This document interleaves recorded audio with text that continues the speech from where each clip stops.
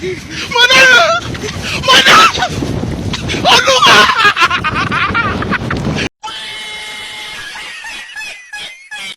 few moments later.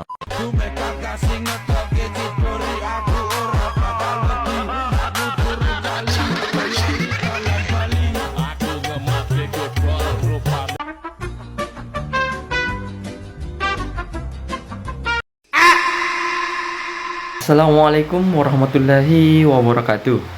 Alhamdulillahirrabbilalamin. Wassalatu wassalamu ala asyrofil anbiya'i wal mursalin Sayyidina Muhammadin wa ala alihi wa ashabihi ajmain, amma ba'd. Pertama-tama marilah kita panjatkan puji syukur kepada Allah Subhanahu wa taala yang telah memberikan kita kesehatan, dan juga tak lupa pula kita kirimkan salawat besertai salam kepada junjungan Nabi besar kita, Nabiullah Muhammad sallallahu alaihi wasallam.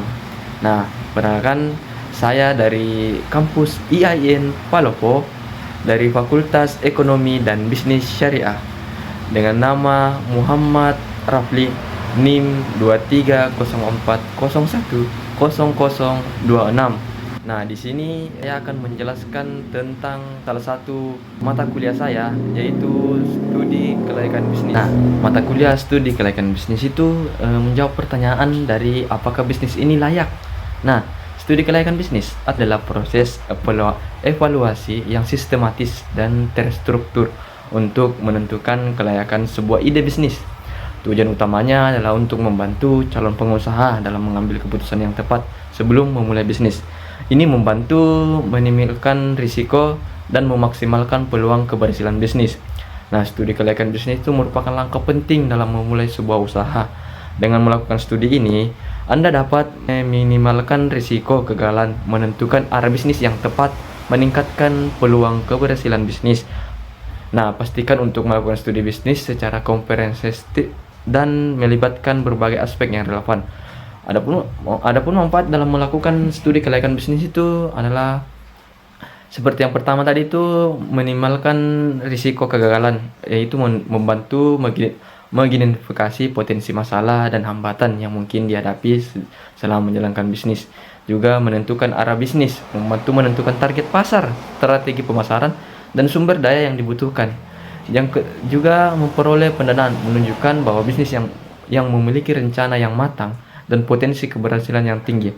Juga meningkatkan kejelasan dan fokus, membantu menentukan tujuan yang jelas, strategi yang terarah, dan fokus yang terjaga. Nah, studi kelayakan bisnis itu melibatkan analisis dalam berbagai aspek. Di antaranya itu ada aspek manajemen. Nah, manajemen sendiri adalah proses perencanaan, pengorganisasian, pengarahan, dan pengawasan terhadap usaha para anggota organisasi dan penggunaan sumber daya organisasi lainnya agar tercapainya tujuan organisasi yang telah ditetapkan. Manajemen dari kata manajemen berarti administrasi bisnis. Manager of group yaitu manajer sebagai kelompok. Handling of something, menangani sesuatu dengan sukses. Skill in handling or using something, keahlian dalam menangani atau menggunakan sesuatu. Nah, dalam manajemen itu ada juga namanya pemimpin yang kompetensi manajerial. Dalam arti manajer dalam arti luas adalah setiap pemimpin dalam organisasi yang bertugas dan bertanggung jawab mengarahkan berbagai upaya untuk membantu organisasi mencapai tujuan. Nah, kompetensi adalah pengetahuan, keterampilan, dan perilaku konsisten yang ditunjukkan oleh seorang dalam kinerja yang sangat memuaskan. Herman Holmes 1996, terdapat 3 jenis keterampilan yang dibutuhkan oleh manajer. Yang pertama yaitu kemampuan teknis, kemampuan untuk mengaplikasikan pengetahuan dan pengalaman yang bersifat teknis atau spesialis. Yang kedua ada human skill, di mana kemampuan antar pribadi, kemampuan untuk bekerja sama, memahami dan memotivasi orang lain, baik secara individu maupun kelompok. Yang ketiga ada kemampuan konseptual, kemampuan yang untuk menganalisis dan mendiagnosis permasalahan yang kompleks. Hal ini meliputi proses identifikasi masalah, mengembangkan alternatif solusi, mengevaluasi dan memilih solusi terbaik. Nah, pada prinsipnya ketiga jenis skill tersebut diperlukan oleh setiap manajer. Namun proporsi antar level manajer relatif berbeda. Nah, menurut tingkatannya manajemen dibagi atas 3 tingkatan, yaitu yang pertama para manajer level bawah, di mana manajer tingkat ini secara langsung mengawasi dan mengelola karyawan yang melakukan pekerjaan operasional sehari-hari. Mereka bertanggung jawab untuk memastikan bahwa tim mencapai target dan menjalankan tugas dengan efisien.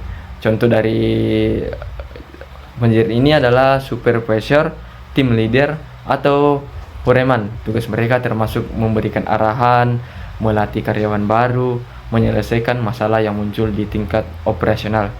Nah, yang kedua itu adalah manajer level menengah. Nah, manajer tingkat menengah bertugas sebagai penghubung antara manajemen tingkat atas dan manajemen tingkat bawah. Mereka bertanggung jawab untuk mengimplementasikan kebijakan dan strategi yang ditetapkan oleh top manajer serta mengawasi freelance manajer. Manajer tingkat menengah ini sering terlibat dalam pengambilan keputusan yang lebih strategis dan bertanggung jawab untuk mengelola berbagai departemen atau unit dalam organisasi. Contoh posisi di tingkat ini termasuk manajer departemen dan manajer wilayah. Ketiga itu ada manajer level atas. Nah, manajer tingkat atas ini adalah pemimpin strategi yang bertanggung jawab untuk keseluruhan arah dan visi organisasi. Mereka membuat keputusan penting yang mempengaruhi seluruh perusahaan dan bertanggung jawab kepada pemegang saham atau dewan direksi. Nah, top manager seringkali terlibat dalam perencanaan jangka panjang, mengembangkan kebijakan dan pengelolaan sumber daya yang lebih besar. Contoh posisi di tingkat ini termasuk CEO, presiden, dan direktur eksklusif. Nah, setiap tingkatan manajer itu memiliki peran dan tanggung jawab yang berbeda-beda, tetapi semua bekerja untuk mencapai tujuan organisasi secara keseluruhan. Nah, selanjutnya itu ada kinerja organisasi. Nah, kinerja organisasi adalah ukuran seberapa efisien dan efektif organisasi dalam mencapai sasaran yang telah ditetapkan. Jadi, efektivitas dan efisien merupakan kriteria umum kinerja dari organisasi. Nah, efisien adalah kemampuan untuk minimalkan aktif organisasi dalam mencapai sasaran yang telah ditetapkan. Jadi, efektivitas dan efisien merupakan kriteria umum kinerja dari organisasi. Nah, efisien adalah kemampuan untuk minimalkan penggunaan sumber daya untuk mencapai sasaran organisasi. Nah, efisien terkait dengan terminologi melakukan sesuatu dengan benar, sehingga diistilahkan menjadi berdaya guna. Semakin efisien suatu pekerjaan, berarti semakin hemat penggunaan sumber dayanya. Nah, sedangkan efektivitas adalah kemampuan untuk mencapai sasaran. Efektivitas terkait dengan melakukan sesuatu yang benar, sehingga diistilahkan menjadi berhasil. Nah, adapun selanjutnya itu adalah organisasi dan manajemen. Organisasi merupakan kumpulan dua atau lebih yang bekerja secara terstruktur untuk mencapai tujuan pekerjaan. Terstruktur antara lain dapat berupa struktur organisasi, anggaran dasar atau anggaran rumah tangga, maupun pembagian tugas pekerjaan.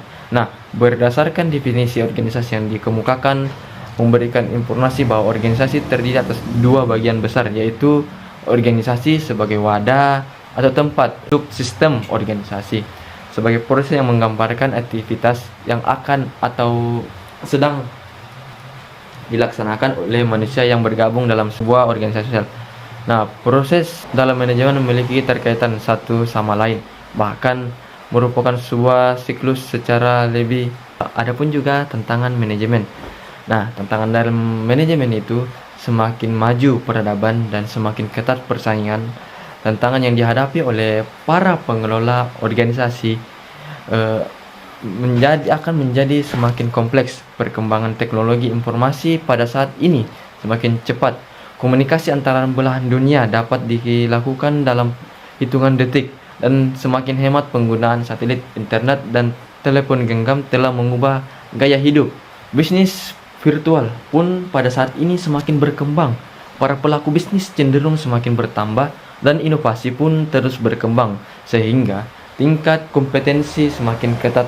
Nah, laju globalisasi juga sulit terbendung, termasuk globalisasi ekonomi. Nah, dampak dari globalisasi ekonomi adalah semakin tingginya volume perdagangan internasional, dan masing-masing pelaku bisnis dituntut untuk memiliki daya saing yang tinggi, sehingga mereka menginginkan bisnis yang mereka bertahan dan bertumbuh.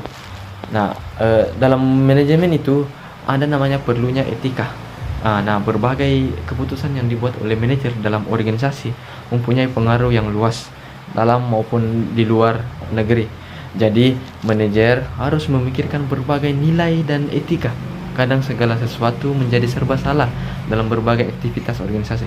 Kepedulian kita terhadap polusi industri hanyalah salah satu pengingat bahwa tidak mungkin dihindari. Pasti ada pihak yang diuntungkan dan pihak yang dirugikan. Tidak peduli yang dilakukan manajer. Nah, juga dalam manajemen itu diperlukannya memiliki visi.